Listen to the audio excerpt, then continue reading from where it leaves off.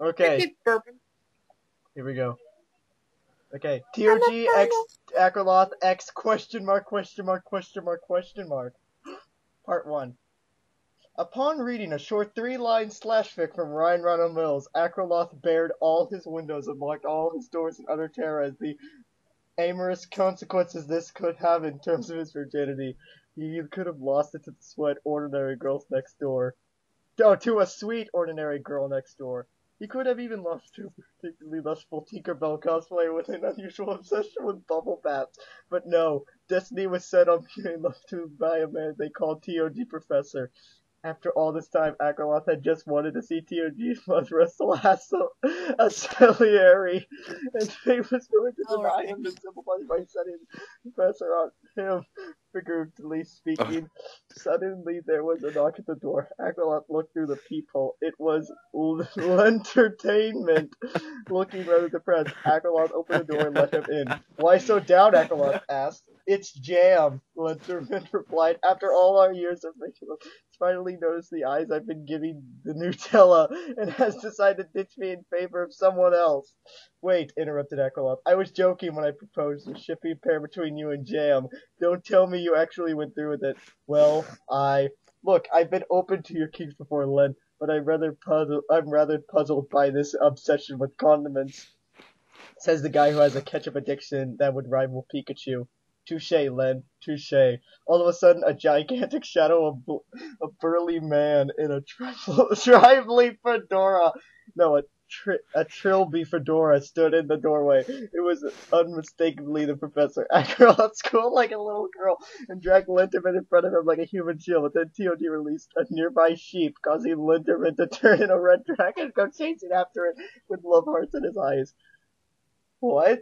Before Akriloth could raise a finger, complain how racist that was. His mouth was clenched shut with gaffer tape and his hands were tied behind his back. He couldn't move or speak. Perhaps it was Linterman. Perhaps if Linterman was swapped around, this would be significantly less terrifying for everyone, but Akriloth wasn't exactly into that, judging by his muffled screeching. Hello, it is I, the Professor, hello TOG, and I have come to reclaim all the lost time we could have spent over Skype. You've been spending too long amorously lusting over Scarlet, deliberately getting Punished Rocket's name wrong, and coaxing Hobbs into spending the entire Skype call with a book in his head. I wanted in on the action ever since the Cards Against Humanity tournament, and now I'm going to get it. Akriloth closed his eyes and submitted. It was all over. This was how he was going to lose his virginity. Suddenly, Duke 89. Are you still reading that stupid thing? It is really long. Shut up. Suddenly, Duke 86 fan walked through the door, and who should happen to be with him? Nutella. I heard that a friend of Lenterman is in trouble. He said in a bizarrely theoretical voice that Akriloth was certainly not expecting. Not really, said Akriloth, having removed the gaffer tape with his sharpened lower left incisor. I'm sure this is going to blow over. I mean, I was honestly expecting something a little bit more explicit than this. That's coming eventually, Tio said maniacally before getting knocked unconscious by a flying jar of Nutella charged into the air with a completely silent battle cry. Quick, untie me before he does get to that part, Akriloth begged, but was all too late as Duke 86 fan was suddenly eaten by Linterman, having already gotten to know the sheep and still looking like Idris, the dragon steroid-abusing brother. Oh, come on, don't tell me it's that kind of fan fiction, fumed Akriloth. His experience was the worst side of war fiction flashing before his eyes.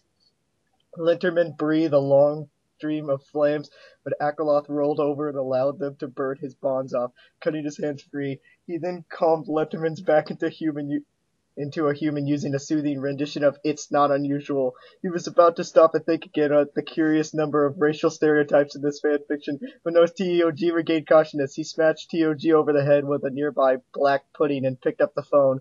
Bravo 3, it's time. Fetch me Mr. Gade. To be continued. Smash TOG over the head with a nearby black pudding. This is amazing. This is the greatest thing ever. This is beautiful. This is as beautiful as... I love it. Akriloth 12 out of 10, 10 out of 10. I recorded that.